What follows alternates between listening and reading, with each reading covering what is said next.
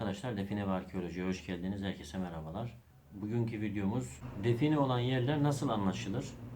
Çok dikkatli bir şekilde dinlemenizi istiyorum. Eğer ki bu videodan faydalanmak istiyorsanız. Çünkü araziye gittiğimiz zaman gerekli olacak bilgilerdir benim size aktaracağım bilgiler. Ülkemizin her bölgesine kayalar üzerine yontularak yapılmış değişik şekillerde figürler, izler, çizgiler, yazılar ve canlılara ait resimlere rastlamak mümkündür. Bu şekilde geçmiş medeniyetlerin bıraktıkları bu izlerin ne anlama geldiği merak edilmiş ve yıllarca araştırılmış, tartışılmış, bazıları hakkında bir takım kanaata varılmıştır. Bu medeniyet izlerinin hepsi define gibi, gömü gibi anlayıp yorumlamak çok yanlıştır. Bunların çoğu define değildir. Bizi ilgilendiren konu bunlardan hangileri direkt olarak gömüyü gösterir. Unutmayalım ki gömüyü yapan o insan kendisinden başka birinin bu gömüyü alma imkanı olmasın. Kendi açısından rahat ve kolay olsun.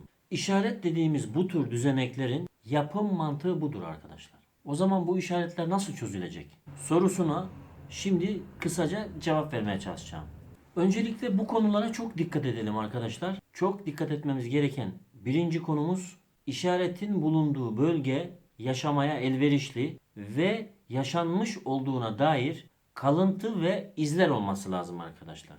İkincisi işaretin yapıldığı kaya iri, yerli ve sabit olması lazım. Üçüncüsü arkadaşlar işaretin oyma veya kabartma olması lazım. Dördüncüsü arkadaşlar işaretin derin, kalın biçimde yapılmış olması lazım. Beşincisi ise arkadaşlar aynı alan içerisinde manalı bir bağlantı ile birden fazla olması gerekir. Altıncısı ise arkadaşlar işlendiği kayanın afetlere karşı dayanıklı ve sağlam olması gerekiyor arkadaşlar. Yedincisi işaret yapılan kaya ender de olsa su yatakları kenarında bulunmuş objeler olsa da yine de su yakınlarında olmamalı arkadaşlar. Sekizinci işaretlerde yontma sanatı belirgin bir şekilde olması lazım. Evet, bu niteliği taşıyan işaretler gömü olma ihtimali yüksektir arkadaşlar. Bu özellikleri taşımayan figürlerin üzerinde durup da boşuna uğraşmayalım arkadaşlar. Tabii ki her şüpheyi değerlendirip her işarete dikkat etmemiz gerekiyor ama saymış olduğum o maddeleri içeren basit, çizgileri belli olmayan, doğal yapımı, doğal oluşumu, ne olduğu belli olmayan, net olmayan şekillerin veya işte işaretlerin üzerinde durup fazla vakit harcamamak gerekiyor. Baktığınız zaman tamamen yapılmış olduğuna, bir insan tarafından yapıldığına ve ne kadar yıllar geçmiş olmasına rağmen de deforme olmadan o şekilde dayanmış olması gerekiyor bu kadar yıllara. Yani demek istediğim şudur. Net bir şekilde ikna olmanız gerekiyor bir işarete baktığınız zaman. Hani bir işarete baktığınız zaman acaba bu ne işaretidir? Acaba doğal mı oluşum olmuştur? İşte belli değil. Bir insan mı yapmıştır? Acaba başka bir doğal şartlardan mı kendi kendine mi oluşmuştur gibi böyle bir kafa karışıklığı yaşamıyorsanız net bir şekilde ise kesinlikle bu define işaretidir arkadaşlar. Ve aşırı yosun tutan kayalardaki işaretlerde gerçek olmayabilir. Tabii ki zaman geçtikçe kayalar yosun tutuyor ama bu işaretleri yaptıkları zaman özellikle yosun tutmayacak, zaman geçse de hani yıllar geçse de yosun tutmayacak bir şekilde kendini belli edecek ve kapanmayacak kayaları seçtiklerini biliyoruz. Tabii ki istisnalar çok var. Mecbur kalmışlar, öyle bir kaya bulamamışlar veya köklü olmasını sadece hani yeterli görmüşler. Kayanın üzerine yanına işte etrafına yapmışlar. Yine de yıllar geçmiş ve işte hava şartlarından, iklim şartlarından dolayı yosun tutmuş. Tabii ki araştırmamız gerekiyor ama genelde bu şekilde kayaları seçmişlerdir arkadaşlar. İşaret çözümünde öncelikle tarihi bilgimizi yoğunlaştırmak, işaretin bulunduğu bölgenin tarihini öğrenmek, yapılan figürlerin, işaretlerin tarihini bilmek, özelliklerini bilmek, örneğin bir yılan, özellikleri ipucudur gibi. İşaretin bulunduğu doğal coğrafyaya aykırı, çukur, tümsek, işaretli kaya gibi unsurları değerlendirmek, en önemlisi arkeolojik metotlara başvurarak çözüm yollarını aramakla sonuca varılabilir arkadaşlar.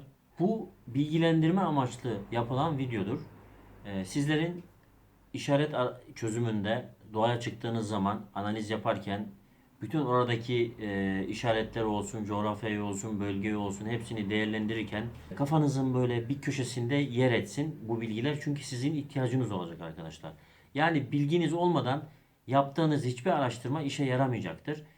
İşaret çözümü olsun, o işaretlerin kimlerin yaptıkları hakkında olsun, o coğrafya hakkında olsun, orasının tarihi hakkında olsun ve diğer bütün bilgilere sizin ihtiyacınız var arkadaşlar. Ondan dolayı gerçekten de doğru sonuca ulaşmak istiyorsanız işaretleri olsun, oradaki olan kalıntıları olsun, her analiz yapmış olduğunuz her neyse gerçekten nokta atışı yapmak istiyorsanız bilgi olmadan hiçbir şekilde bir yere ulaşamazsınız. O yüzden bu bilgileri iyice ezberleyin ve iyice kafanızda yer etsin. Dış çekim videolarımız gelecek arkadaşlar tekrar. Bu sadece bilgi amaçlı videodur. Gerçekten önemli videolardır bunlar. Tabii ki dış çekim videoları daha heyecanlı, daha güzel oluyor. Heyecan yaşayabiliyoruz dış çekim videolarında ama bilgi videoları tamamen farklıdır ve gerçekten her zaman insanın her yerde ihtiyaç duyacağı bilgilerdir bunlar. Dediğim gibi video fazla uzatmak istemiyorum arkadaşlar. Bu gibi bilgi içerikli sizler için çok faydalı videolarımız oluyor. Aynı zamanda da diş çekim videolarımız oluyor. Şu an araştırma içerisindeyiz. Sonuçlandırdıktan sonra inşallah diş çekim videolarını da yayınlayacağız. O arada size bilgilendirme amaçlı videolar yapıyorum. Sebebi de sizlerin gerçekten bir yerlere gittiğiniz zaman bu bilgilerden faydalanarak, bu bilgileri kullanaraktan gerçekten doğru bir sonuca ulaşmanız için. Şimdilik videomuza son veriyoruz arkadaşlar. Diğer videolarda görüşmek üzere. Hoşça kalın. Allah'a emanet olun. Görüşmek üzere.